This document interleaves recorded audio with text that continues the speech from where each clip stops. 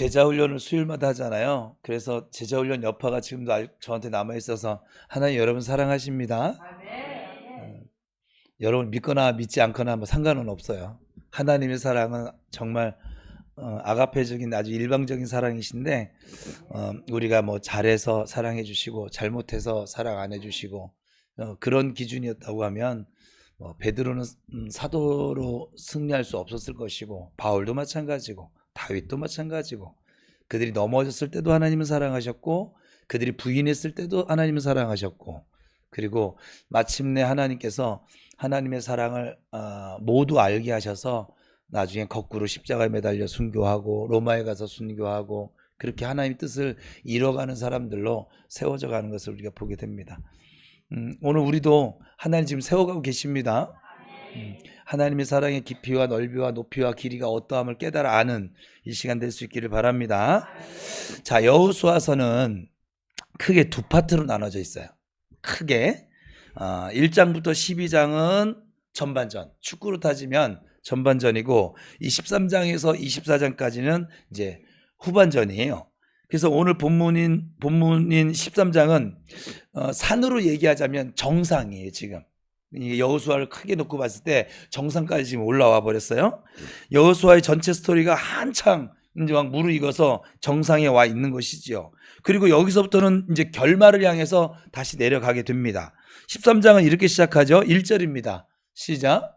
여호수아가 나이가 많아 늙음에 여호와께서 그에게 이르시되 너는 나이가 많아 늙었고 얻을 땅이 매우 많이 남아있도다. 여호수아가 등장을 하죠. 여호수아서이므로 당연히 여호수아가 사실상 중심 인물이 맞습니다. 근데 13장은 아주 독특하게 전개가 됩니다. 여호수아 이야기로 시작을 이렇게 했는데 그렇지만 나머지 본문 전체는 다 모세 이야기입니다. 8절입니다. 시작. 므낫세 반지파와 함께 루벤 족속과 갓 족속은 요단 저편 동쪽에서 그들의 기업을 모세에게 받았는데 여호와의 종 모세가 그들에게 준 것은 이러하니. 이렇게 모세를 등장시켜서 끝까지 모세 이야기를 합니다. 32절 시작. 요단 동쪽 여리고 맞은편 모압 평지에서 모세가 분배한 기업이, 이렇게 여호수아로 시작해서 모세로 끝을 맺습니다. 여기에는 아주 중요한 교훈 메시지가 들어져 있어요. 여호수아가 지금 나이 많아 늙었다. 늙은 것도 지금 서러운데 그죠? 하나님도 참 나이 많아 늙었다는 얘기로 시작을 했어요. 그리고 얻을 땅이 아직도 많이 남아있다 라고 그렇게 했습니다. 그러면 당연히 여호수아 이야기를 이어서 해 나가야 될 거 아니겠어요? 그런데 그렇지 않고 모세 이야기를 집중적으로 하나님 말씀하십니다. 그런데 시간적인 관점으로 보면 이때 여호수아의 나이가 어림잡아서 한 90세 정도 되지 않았을까 하는 것이 신학자들의 견해예요. 왜냐하면 여호수아가 110세에 죽었다는 것을 기준으로 이렇게 역순을 해보면 그 정도 됐을 거라 이 말이에요. 1절을 다시 한번 볼게요. 시작. 나이가 많아 늙음에 여호와께서 그에게 이르시되 너는 나이가 많아 늙었고 얻을 땅이 매우 많이 남아있도다. 이 말씀의 뉘앙스는 큰일 났네. 얻을 땅은 많은데 이 지도자는 지금 늙어서 그러니까 갈 날이 얼마 남지 않았다는 얘기를 지금 이렇게 어렵게 하고 계신 거죠. 그리고 나서 모세 이야기를 하는 것이죠. 이것은 좀 다음 같은 의미가 있어요. 1절만 들여다보면 얻을 땅이 많이 남아있는데 모세 후계자인 여호수아마저 나이가 들었고 그리고 하나님 앞에 갈 날이 다 되었다 이 말인데, 그래서 걱정하는 차원에서 이것이 기록되어졌을까요? 그렇지 않겠죠? 6절을 보겠습니다. 본문 시작. 산지의 모든 주민 곧 모든 시돈 사람의 땅이라 내가 그들을 이스라엘 자손 앞에서 쫓아내리니 너는 내가 명령한 대로 그 땅을 이스라엘에게 분배하여 기업이 되게 하되. 이 말씀에서 하나님의 초점은 여호수아가 갈 때가 다 됐는데 아직 얻어야 할 땅이 많아서 큰 일이라는 것이 아니라 걱정하지 말고 가. 그 말을 하시는 거예요. 남은 싸움은 누가 하시겠대요? 하나님이 하시겠대요. 이것이 사실상 가나안 정복에 대한 이야기의 주체죠. 그래서 모세에 관한 기록이 뒤에 나오는 것입니다. 이것을 통해서 하나님께서 보여주시는 메시지는 하나님 백성의 삶은 우리가 붙들고 씨름하고 힘써서 되는 것이 아니라는 거예요. 이걸 꼭 명심하셔야 돼요. 하나님께서 모세를 쓰시고 여호수아를 쓰셨지만 역사의 기록을 통해서 하나님이 다 하셨다라고 하는 것을 지금 증거하고 있는 거예요. 그러니까 여호수아가 늙어서 날이 가까웠고 남은 땅은 많지만 걱정하지 마, 걱정 안 해도 돼, 지금 이런 뜻이에요. 지금까지 그래왔던 것처럼 내가 직접 이 싸움을 계속할 거야 라고 하는 뜻입니다. 모세도 지나갔습니다. 여호수아도 지나가고 있습니다. 앞에 있는 저도 지나가겠지요. 사람은 모두 다 지나가게 되어져 있습니다. 그러므로 우리는 늘 준비를 해야만 합니다. 이 교회라고 하는 이 공동체나 각자 그 인생의 일은 어떤 사람이 있고 없고에 따라서 좌지우지 되지 않습니다. 그래서 언제나 그 일은 하나님께서 해 오셨다라고 하는 믿음을 우리는 늘 가지고 있어야만 합니다. 11장 15절을 한번 잘 보세요. 같이 읽어볼게요. 시작. 여호와께서 모세는 여호수아에게 명령하였고 여호수아는 그대로 행하여 여호와께서 모세에게 명하신 모든 것을 하나도 행하지 아니한 것이 없다. 그러니까 모세와 여호수아는 이스라엘의 지도자예요.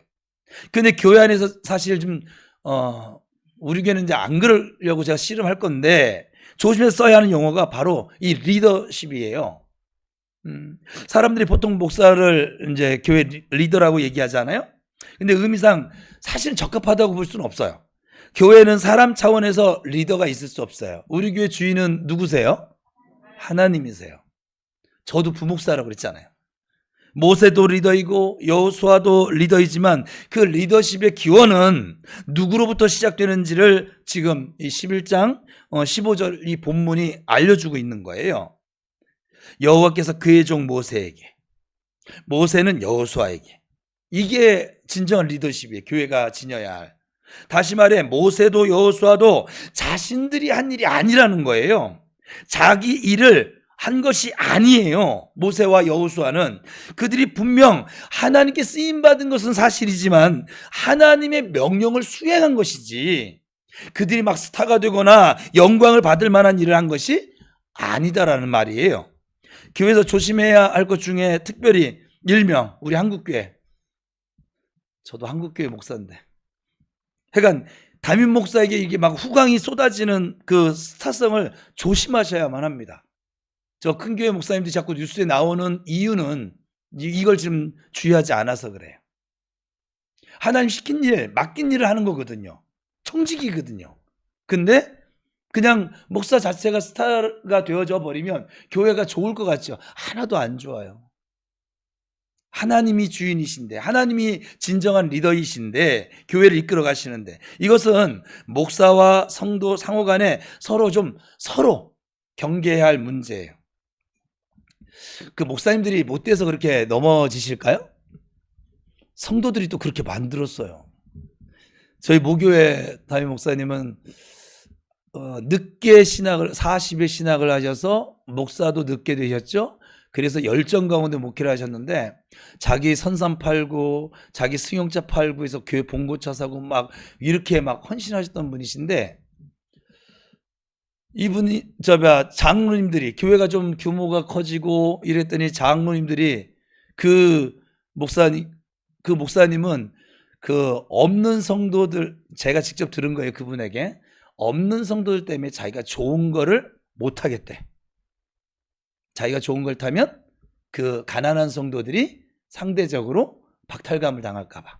그런 사람은 없겠지만, 그래서 그분은 봉고차 타고 다니셨어요. 교회가 몇백 명이 모이는데, 저는 지금 부르주아예요. 카니발, 그래도 제네시스는 아니잖아요. 그래도 카니발이잖아. 근데 그랬던 그분에게 어느 날 그 목사님 그 주차장이 우리가 굉장히 넓어요. 한 2,000명 모이니까 그 문 후문 바로 앞에 목사님 전용 주차장이 있었었는데 거기 주차장에 그때 당시에 대우 브럼이라고 하는 차가 막 새 차로 나왔어요. 오늘날로 따지면 뭐 제네시스에 해당되겠네요. 그 브럼이란 차가 생긴 것도 굉장히 막 약간 위험 있게 생겼어요. 그게 주차장에 딱 와 있는 거예요. 목사님 허락 안 받고 장로님들이 그 차를 사가지고 거기다가 주차해놓고 키를 목사님한테 주면서 목사님 타세요. 목사님 나 안 탈 거예요. 갖다 파세요. 그 장로님들이 사비 걷어서 산 게 아니잖아. 교회 재정으로 했잖아. 그리고 사비를 했다 해도 난 안 타. 갖다 다시 반환시키라고. 키를 줘버렸어요 그냥. 그때 장로님 울먹이면서 목사님 지금 갖다 팔면은 이미 중고차가 돼가지고요. 번호판이 달리는 순간 중고차거든요. 그럼 몇 천만 원을 손해봐요. 이렇게 얘기하니까 목사님이 울며 겨자 먹기식으로 그 차를 이제 타시긴 타시더라고. 성도들이 자꾸 목사로 하여금 넘어지게끔 자꾸 막 엉덩이를 계속 쳐. 막 하늘로 올라가게 막. 그러니까 우리 교회에서 제 엉덩이 치면 나 뒷발 차기로 해간 막 할 거예요 그냥. 하나님이 영광을 받으셔야 되는 것이고 그리고 지금도 오늘 찬양처럼 주님이 일을 하고 계세요. 제가 하는 것이 아니라 저는 그냥 따라가는 것밖에는 하는 게 없어요. 여러분하고 똑같아요. 그냥 감사하면서 따라가는 거. 때로는 이것도 잘 안 돼서 불평하고 따라가지 못하고 막 그럴 때도 여러분이 있는 것처럼 저도 그럴 때가 있어요. 한국교회는 이 1세대 목회자들의 아주 독특한 다른 나라에서 볼 수 없는 독특한 카리스마하고 또 우리 한국인들이 정서가 있잖아요. 가부장적인 사고방식, 그 유교 문화 이것이 맞아 딱 떨어서 사실 지금에 이르렀거든요. 한국교회가. 그런데 오늘에 이르러서 지금 제가 만나고 있는 한국교회 그 결과가 어떻게 되는지를 저는 생각을 하거든요. 목사이기 때문에. 열매가 좋지 않아요. 지금 1세대에서 2세대로 바뀌는 교회 중에서 10교회가 있다고 하면 7교회가 문제고 한 2개 교회는 재판을 해요. 참 신기해요. 왜 그런지 모르겠어요. 신나게 평생에서 몇천 명 만들어놨다가 싸워가지고 200명 남았대나? 그 교회가 거기서 강남에 있는 교회, 강남 제일교회였나? 교회명을 찍히잖아요. 하여간 아무튼 정치 얘기 안 했어요. 그래서 우리가 지금 저희 어제 노예를 했는데 노예도 올해 내년까지 우리 그동안 주름 잡던 우리 선배들이 다 은퇴를 하십니다. 이제 70이 넘으셔서 은퇴를 하십니다. 은퇴를 하면서 이제 그 다음 바톤을 이어받을 후배 목사를 세워야 되는데 이걸 잘 못해요. 왜? 사람 중심이 되어져 있으면 잘 못해요. 근데 하나님 중심으로 교회를 하셨던 목사님들은 너무 잘하고 계세요. 제가 아주 우리 교회 오실 거예요. 너무 잘하고 계세요. 이게 내 교회냐? 하나님께서 세우신 교회지 내가 세웠냐? 이러시면서 잘하세요. 그러니까 여러분도 서로 좀 이 부분은 좀 경계해야 할 부분입니다. 그러면 목사가 강대성에 이렇게 고백하는 목사가 사실은 없어요. 근데 제가 지금 스스로 올무를 걸고 있는 거예요 지금. 그럼 목사도 좀 이렇게 씨름을 해보려고 하는데 여러분은 가만히 앉아가지고 씨름도 안 하고 배만 배는 내가 나갔지. 이게 해가지고 그냥 먹는 것만 즐기고 그러시면 안 돼요. 씨름하셔야 돼요. 자꾸 하나님 자리에 내가 앉으려고 하는 그 욕심으로부터 그것 좀 경계하실 수 있어야 될 줄로 믿습니다. 그래서 그들이 스타가 되거나 영광 받을 만한 일을 한 것이 아니에요. 그래서 지난 10년 동안 1세대들이 무대 뒤로 은퇴를 하면서 이제 리더들이 바뀌어지기 시작했는데 그랬더니 뭐 한국에 내노라는 이 대표적인 교회들에서 아주 문제가 많아요. 여러분 생각한 것보다 많아요. 그래서 교회가 어떤 교회는 아예 그냥 무너지거나 아니면 흔들거리고 거의 넘어져가는 광경들이 막 나타나고 있습니다. 교회 크기와 상관없이 그것이 과연 건강한 공동체의 모습일까? 담임 목사가 없어도, 제가 늘 얘기했지만 담임 목사가 없어도 잘 돌아가는 공동체가, 교회가 건강한 공동체입니다. 또 아멘 안 해. 또 정말. 여러분 아멘을 힘차게 해줘야 제가 자꾸 자리를 비우죠. 그죠? 누가 있는지에 따라서 그 공동체가 막 청룡 열차를 막 타는 것처럼 막 그냥 오르락내리락 한다면 그건 건강한 공동체가 아니에요. 그래서 성도들도 책임을 가지고 조심해야겠지만 저도 쓸데없는 권위 세우려고 힘쓰지 않아요. 앞으로도 할 마음이 없어요. 그래서 우리 교회는 아예 이런 화근을 두지 않기 위해서 지금 제가 계속 애를 쓰고 있는 거예요. 이것은 교회를 하나님께서 주인 되신 교회로 지키고 목사 저 자신 스스로를 지키기 위한 아주 굉장히 제가 멍청해 보이지만 전략적인 대처예요. 모세도 여호수아도 살면서 자기 일을 한 것이 아니에요. 하나님께서 조상적부터 이스라엘 공동체 속에 이루시고자 하는 그 약속을 지금 순종하고 따랐을 뿐입니다. 그리고 나서 그들은 지나갔습니다. 그러므로 목회자든 누구든 사람에게 집중하지 마시길 바랍니다. 교회에서 그것은 바람직하지 않아요. 사람은 가까이 들여다봐야 뭐 콧구멍 뭐 땅구멍밖에 볼 게 더 없잖아요. 그러므로 오직 하나님께만 깊이 집중을 하고 더욱 하나님께 나아가시는 저와 여러분 될 수 있기를 축복합니다. 여호수아서 5장 13절을 다시 한번 이전에 살폈었는데 보겠습니다. 시작. 여호수아가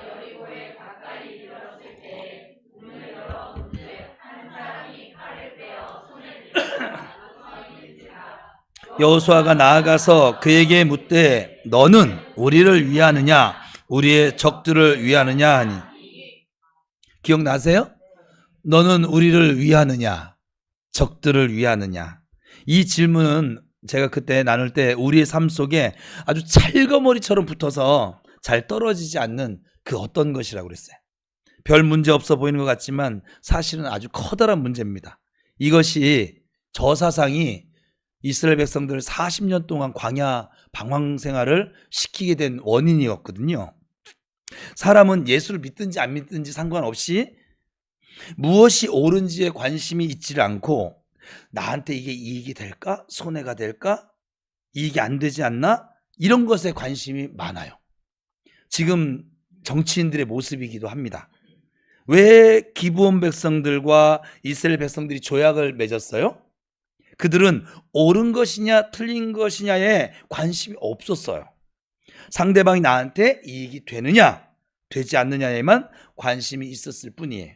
그래서 그들이 하면 안 되는 약속을 할 수밖에 없었던 거예요. 이익을 따졌기 때문에. 이것이 여호수아가 한 질문에 담겨져 있는 메시지라고 했습니다. 그런데 칼을 빼든 사람이 여호수아의 질문에 아니다 라고 대답을 하죠.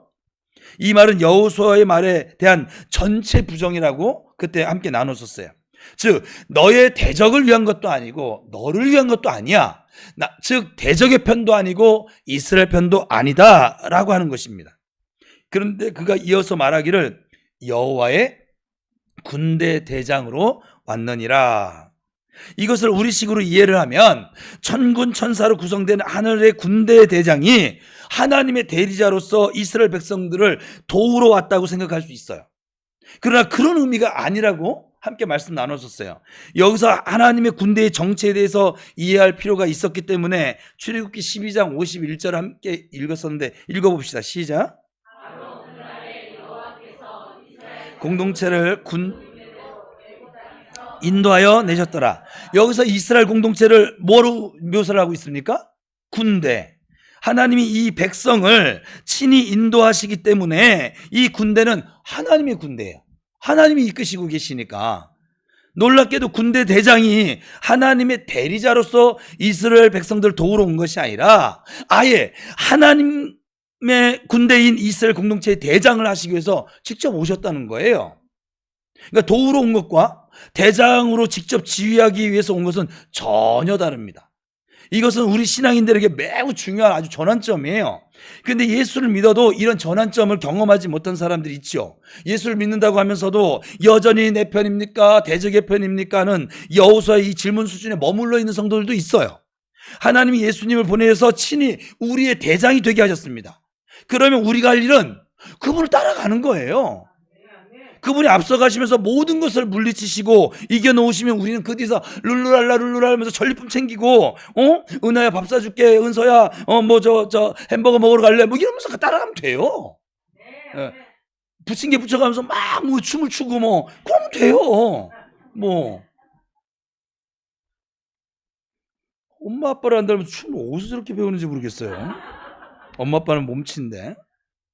그러니까 사실은 할 게 없어요. 우리가 그다지 뭘 대단한 막 뭘 하는 것 같지만 할 게 없어요. 하나님 다 해놓으셨거든요. 이것이 여호수아서 13장 전체에서 말씀하시는 거예요. 지금 지도자를 지나가는 것을 말씀하시면서, 그래서 여호수아야, 너는 이제 나이 많아 늙었는데 남은 땅은 많거든. 근데 걱정하지 마, 내가 하잖아. 제가 이것을 깨달은 지 그렇게 오래되지는 않은 것 같아요. 그때 여호수아 강해할 때 그때였는데, 목회를 하다 보니까는 요즘 이렇게 간증을 하고 있지, 피로감이 좀 생겨요. 여러분들도 직장 다니다 보면 피로감이 생기죠. 맨 처음 직장 갔을 때는 하나님 이런 직장 주셔서 감사합니다 근데 피로감이 생겨. 저 부장 얼굴만 봐도 이건 막, 그죠? 또 약간 자녀들도 맞아요. 마냥 예쁘지만은 않잖아요. 피로감이 생겨. 그리고 또 있죠, 사자성어의 주인공 평생 원수. 이 남편도 자꾸 사랑해서 결혼을 했는데 자꾸 피로감이 생겨. 알았어, 안 생기는 건 어쩔 수 없는 것이고, 예. 피로감이 생기는 거죠. 그렇게 피로감이 지치기도 하고, 단순히 좀 일이 많아서, 생각할 것이 많아서, 아니면 성도들이 좀 잘 안 따라주니까 라고 이렇게 생각을 해봤더니 그건 아니었던 것 같아요. 그래서 한참을 고민했죠. 아버지, 저 평신도로 돌아가서 그냥 목사님들 목회하는 거 옆에서 도우미 하면서 그냥 저 돈 벌면서 살게요. 아니, 어차피 변하지 않을 거면, 변하지 않을 건데 내가 뭐하러 에너지를 그렇게 쏟습니까? 중간에 그런 고민을 했었어요. 목사로서 설교하고 사역하면서 제 속에 뭔지 모를 좀 뭐랄까, 이게 안 되나?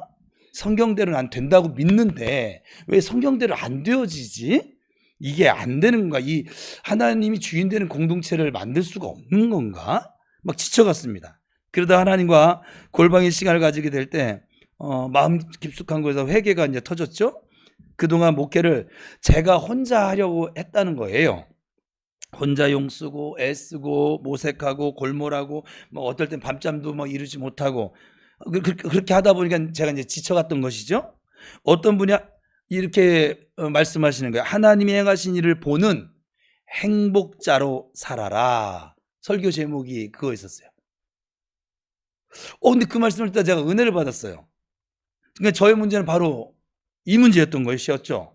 우리는 하나님이 앞서 행하시며 승리하시고 약속을 이루시는 것을 보며 찬양하면서도, 여호와는 나의 목자시니 막 올 상반기야 막 옥상에 계속 올라가서 이것만 했는데 막 몇 달 동안, 여호와는 나의 목자시니 내게 부족함이 없습니다. 아니 아버지, 전혀 부족함이 없습니다. 그리고 지금까지 왔더니 전혀 부족함이 없네요. 예. 없어요. 근데도 그전에는 이 고백을 하면서 늘 부족함을 느껴. 부족함이 없습니다. 부족해. 뭔가 채워지지 않는 빈자리, 이게 막 느껴져. 공허함과 함께 어쩔 땐 짜증이 나기도 하고 피곤해지기도 합니다. 이것은 하나님을 따라가는 연습이 잘 되지 않았기 때문에 나타난 현상이었어요. 여러분이 만약에 지금 주를 따라가는 것이 지치고 힘들고 뭐 공허하고 짜증나면 그 연습이 잘 인생 살아오면서 안 되어져 있기 때문에 그래요. 그분이 앞서 행하시는 걸음을 쫓아가는, 따라가는 그 연습을 하지 못한 것이에요. 그런데 오늘날 이것이 안 되는 사람들이 참 많죠. 나 아니면 안 될 것 같고, 내가 다 간섭을 해야 할 것 같고, 내가 다 이루어야 할 것 같고, 이런 것이 제 속에도 꽉 차 있었던 것이죠. 일 중독자에게 찾아오는 어떤 그런 피곤함이 제 속에도 쌓여 있었던 거예요. 본문의 여호수아도 나이 많아 늙어 지나갑니다.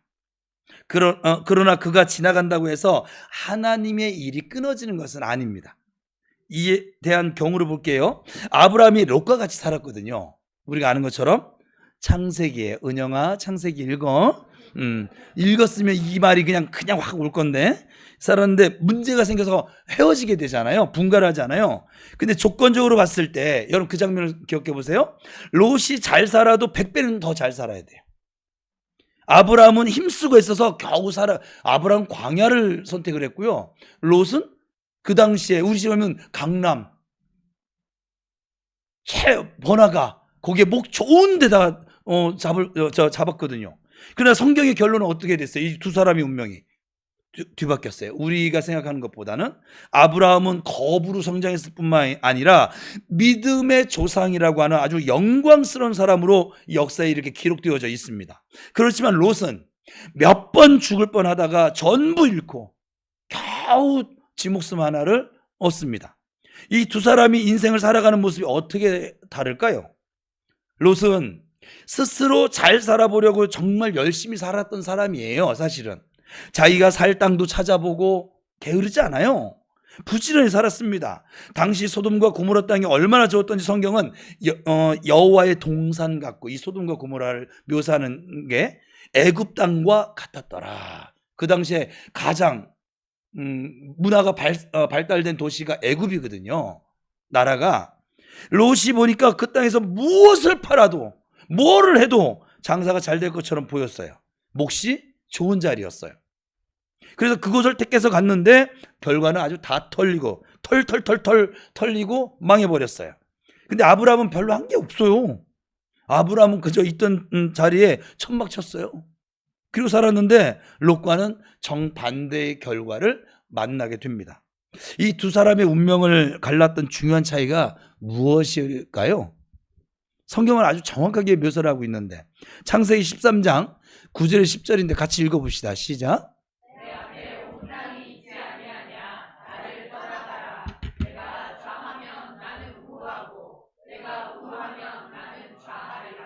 이에 롯이 눈을 들어 요단 지역을 바라본즉 소알까지 온 땅에 물이 넉넉하니 여호와께서 소돔과 고모라를 멸하시기 전이었으므로 여호와의 동산 같고 애굽 땅과 같았더라. 롯이 눈을 듭니다. 눈을 뜬 주체가 누구로 돼 있어요?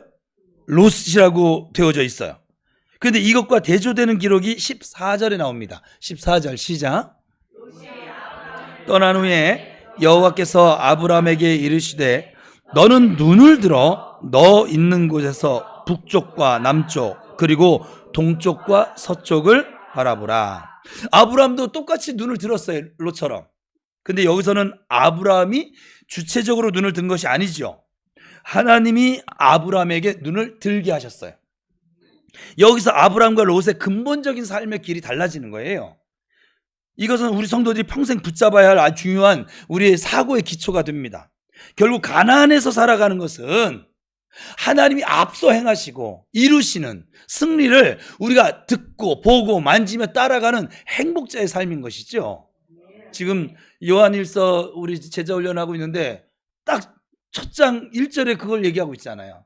듣고 보고 만지며 따라가는 그냥 행복자의 삶이어야 돼요. 이게 가나안에서 산다라고 하는 의미예요. 조건적으로 봤을 때 롯이 부자가 되어 잘 살 가능성이 100배나 많았습니다. 반면 아브라함은 그냥 그렇게 살다가 갈 수밖에 없는 사람이었는데 왜 이 두 사람의 운명이 뒤집어졌는지 성경은 아주 간단하게 증언하죠. 롯이 눈을 들어. 너는 눈을 들어. 결국 우리 교회에서 주야장천 외치고 있는 건데 인생의 주인, 인생의 주체가 누구에게 있는지에서 이 삶의 결과가 달라졌다는 거예요. 롯은 자신이 주인이에요. 아브라함은 하나님이 주인이세요. 예수님이 우리를 초대하십니다. 수고하고 무거운 짐진 자들아 다 내게로 오라. 내가 너희를 쉬게 하리라. 인생의 눈물, 한숨, 짜증, 불평 이런 무거운 짐들을 다 내려놓을 수 있는 설렘으로 그 설렘을 가지고 예수님께 나아가는 거예요. 그런데 이어서 무슨 말씀을 하십니까? 나는 마음이 온유하고 겸손하니 나의 멍에를 메고 내게 배우라. 멍에를 지는 법을 배우라고 말씀을 하십니다. 그러니까 예수를 믿는다고 자녀가 갑자기 막 공부를 잘하게 되는 것도 아니고, 남편이 막 때마다 진급하는 것도 아니고, 복권을 샀더니 당첨되는 것도 아닙니다. 힘든 것, 어려운 것 다 겪습니다. 예수님이 우리의 멍에를 벗겨주시겠다고 하지 않습니다. 멍에 지는 법을 예수님께 배우래요. 인생의 무거운 짐을 쉽고 즐겁게 메고 가는 법을 가르쳐 주시겠다는 거예요. 그것이 비결이라고 말씀하시는 거예요. 이제 좀 자신이 뭔가를 해보려는 의지와 힘을 좀 전부 빼세요. 그리고 하나님이 행하신 일들에 집중해서 순종하고 따르는 연습을 한번 해보세요. 여러분, 저는 운동을 아주 싫어하진 않아요. 그렇다고 아주 또 거기 막 목매진 않아요. 저는 딱 적당하게 남들한테 약간 그냥 큐대 들 줄 알아요. 뭐 탁구채 이렇게 잡아봤어요. 뭐 이런 식으로 뭐 약간 볼링화 한번 신어봤어요. 뭐 요 정도? 이런 거. 그 정도만 하면 돼요. 그러니까 무시당하지 않을 정도만, 내가 컨트롤할 수 있는 정도만 되면 저는 더 이상 배우지 않아요. 딱 거기까지. 왜냐면 더 배우면 빠질까봐. 낚시도 참 좋아하는데 빠질까봐 못하겠어요. 시작을 못하겠어요. 얘는 시작을 하면 빠질 것 같아. 그냥 워낙 바다를 좋아하다 보니까. 근데 여러분, 모든 스포츠가 공통점이 하나 있어요. 감독들이 한결같이 하는 소리가 있어요. 축구든 야구든 또 뭐 있을까요? 탁구든 뭐든 뭐 테니스든 힘을 빼래요. 아마추어는 막 내 손 힘 가지고 막 탁구를 치면 막 죽어봐라 막 이러고 치거든요. 그러면 못 쳐요. 하늘로 갔다가 땅에 꽂았다, 네트에 꽂았다가 아웃됐다가 막 사람 눈탱이 밤탱이 만들기 하질 않나 막 그렇게 쳐요. 제가 이렇게 하니까 또 생각이 나네. 오늘 너무 일찍 끝났는데 왜 이렇게 일찍 끝났지? 약간 뭐 저는 마치는 시간은 동일해요. 예전에 개척해가지고 청년들이, 당구를 좋아하는 청년들이 와가지고 이 친구들을 예수 믿다 안 믿고 있어서 다시 복음을 전해야겠다고서는 이 친구가 당구장을 다녔는데 너무 피곤한 거예요. 제가 예전 같지 않은 거예요. 그래서 우리 정간사님한테 또 사모도 또 별로 좋아하지도 않고, 목사가 맨날 담배 내면서 풀풀 풍경가면서 이렇게 막 새벽 막 2시 3시 들어오고, 그러니까 누가 좋아라 하겠습니까? 그죠? 근데 그래서 우리 정간사님한테 정간사한테 당구를 가르쳐서 얘 보고 접대를 하게 해야겠다. 왜냐면 이제는 혼자 몸뚱이니까 누가 시비를 안 걸잖아요. 그렇게, 그리고 당구비를 내가 줘야겠다. 이렇게 하고선 당구를 가르치는데 진짜 갑자기 확 올라왔어 지금. 진짜 징그럽게 안 늘어요. 막 공들인 시간에 비하면, 나 맨 처음에 당구 배울 때 나같이 가르쳐 주는 사람 옆에 있었으면 나는 아마 1000, 2000 정도 당구수가 가 있지 않을까 싶긴 했네. 아주 기초를 가르쳐 줬으니까. 우리는 우리 친구들이 놀면서 배웠는데 제가 300인데, 근데 하여간 공들인 거 보세요. 저기 김수환 집사 제 탁구채를 줬더니 지 친구들 다 이긴대요. 그러니까 이게 운동을 할 때 뭐냐면 힘을 뺄 줄을 모르는 거예요. 볼링장을 가보시면 여러분 똥창으로 이렇게 보내시는 분들 있잖아요. 쥐임으로 하려고 하니까. 거기 화살표가 그냥 있는 게 아닌데 원리를 깨우쳐가지고 힘 빼고서 거기다 그 포켓에만 딱 넣으면 마지막은 자동으로 그냥 지가 길이에요. 당구도 똑같아요. 첫 공을 맞춰서 첫면에 얘를 저기만 맞추면 되겠네. 전 뒤에 안 봐요.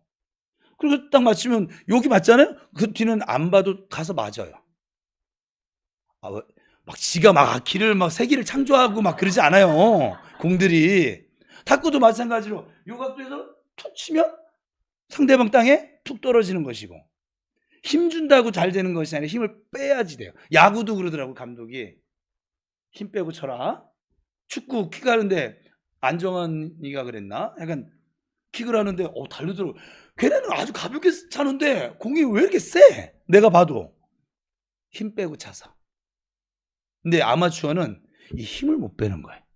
그래서 아마추어예요. 프로들은 이제 힘을 몇 퍼센트 빼느냐에 따라서 그래서 안 되는 날, 오늘 왜 이렇게 힘이 들어가지? 안 되는 거예요.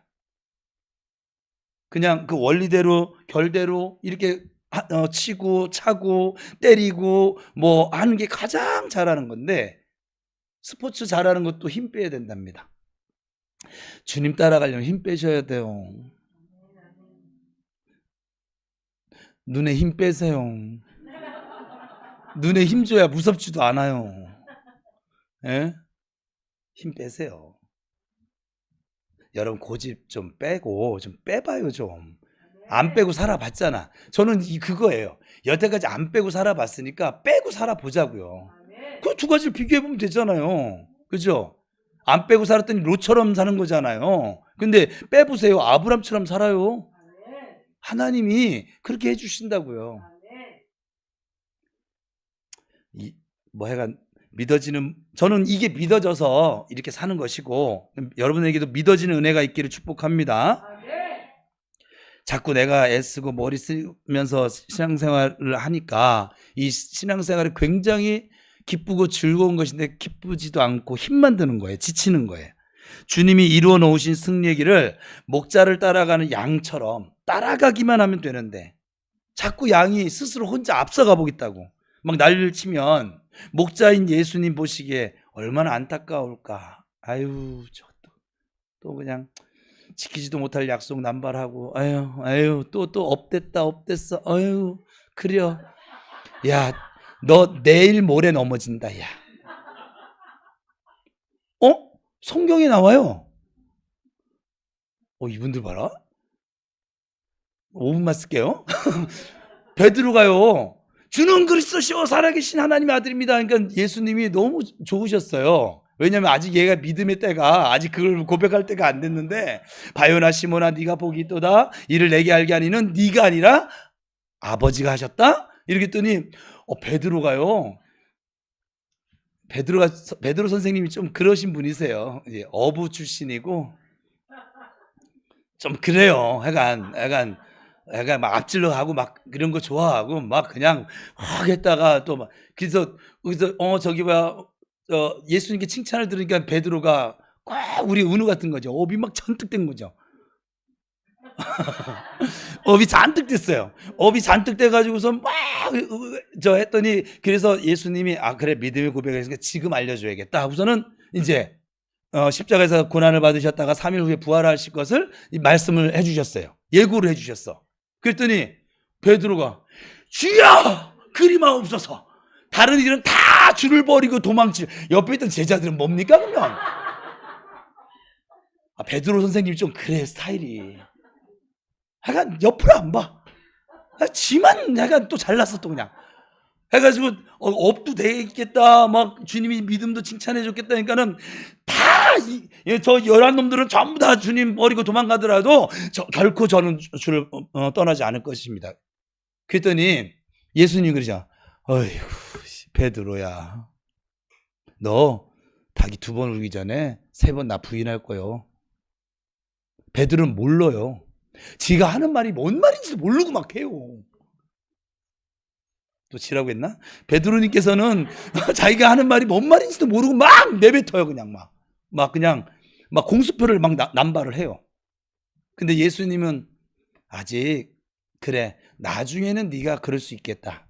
근데 지금은 아니야. 너 닭 2번 울기 전에 3번 나 부인을 할 거야.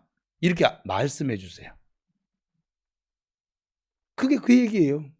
여러분들이 지금 이틀 뒤에 넘어질런지 뭐 일주일 뒤에 넘어질런지 막 주여 미치겠나이다 환장이다 내가 정말 순종하며 따라가겠습니다 지금 이러고도 계시는데 이게 3일을 길을 가서 불평을 할런지 아니면 또 내 고집이 나올런지 주님은 아시니까.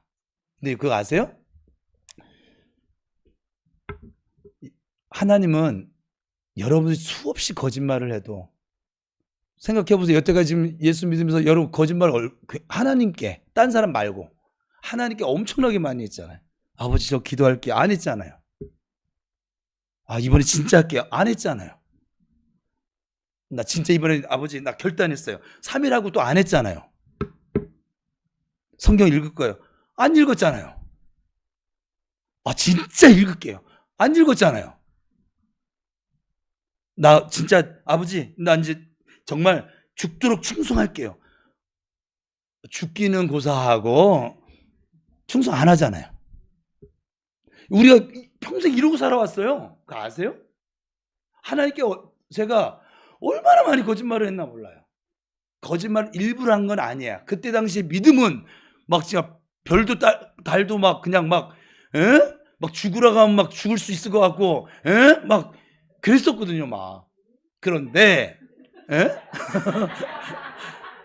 그런데 이게 믿음이 싹 서그러들면, 얘 보세요, 막 울면서 아빠 나 진짜 잘할게. 그래서 아빠 요즘 안 좋아요. 아주 그냥 막 지가 청룡열차 맞는 사람 같아. 막 계속 이러고 있어요. 막. 그러니까 우리가요 하나님께 순종하고 따르는 연습을 안 해봐서 그래요. 저는 이건 목사님들의 잘못이라 생각을 해요. 자꾸 그 훈련 시켜야 되는데, 싫어해도 시켜야 되는데 연습이 안 되어져 있는 걸 잘할 수 없잖아요. 그렇죠? 힘 빼보세요. 힘 빼보세요. 힘 빼보세요. 얼마나 행복하고 자유로운데. 예수 믿는 것이 지칠 일이 아니고 행복한 일이에요. 그렇잖아요? 하나님이 그 얘기, 여러분들이 그렇게 무수히 거짓말을 해도 여러분 지금 이 자리에 앉아 있잖아요. 지금의 믿음을 지니고 있잖아요. 왜 그런지 아세요? 하나님이 하셨기 때문에 그래요. 여러분이 하셨다면 지금 이 자리에서 지금 고개 끄덕이면서 아멘 못하고 있을걸요? 네, 하나님이 지금 내 인생을 이끌어오고 계시기 때문에 그 숱한, 다른 사람들은 한 3번만 나한테 말하고 약속을 안 지키면 그 사람하고 이제 더 약속 안 하잖아요? 근데 하나님은 수만 번을 내가 약속했다 깨고 약속했다 깨고 약속했다 깨도 하나님, 아버지 진짜 이번에 진짜입니다. 믿어줄게. 응? 난 네가 그럴 수 있다고 믿어. 계속 들어주시고 받아주시고. 그래서 우리가 여기 있다니까요 지금. 그게 아니면 사실 여러분들은 복과 은혜를 받을 자격보다는 심판과 저주를 받을 일을 훨씬 많이 하면서 살아오지 않으셨어요? 근데 하나님이 복과 은혜를 누리게 해주시려고, 은우야, 조금 아까 안 좋은 예를 써가지고, 은우야, 내가 너를 사랑하는데 진짜 이만큼 사랑해. 네가 뭘 잘해서 넌 앞으로 또 넘어질 거야. 내가 미리 예언한다. 넌 또 넘어질 거야. 또 울게 될 것이고 무릎팍 까지게 될 것이고, 그리고 뭐 뒤통수가 뭐 깨지는 일을 만날 수도 있을 것이고 만날 거야. 근데 그럼에도 불구하고 하나님은 여전히 나를 사랑하고 계시다는 거. 그 하나님이 저와 여러분을, 여러분의 가정을, 또 이 부평 우리교회를 지금 세워가고 계십니다. 여기 어르신 권사님이 내 믿음으로 잘 살아온 것 같지만 아니요. 하나님이 그렇게 살아오도록 인도해 주셨습니다. 그것을 꼭 기억하셔야 돼요. 그래서 자녀 손 대대 계속 이 믿음의 유산이 계속 이렇게 흘러갈 수 있기를 축복합니다. 여러분 이걸 잊지 않으시면 돼요. 오늘 하나님이 주인이야. 옆 사람 축복하겠습니다. 하나님이 당신의 주인이야. 시작.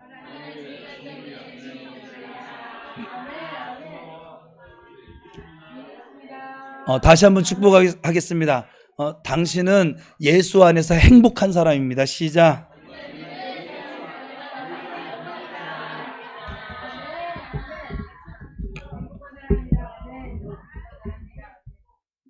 기도하겠습니다.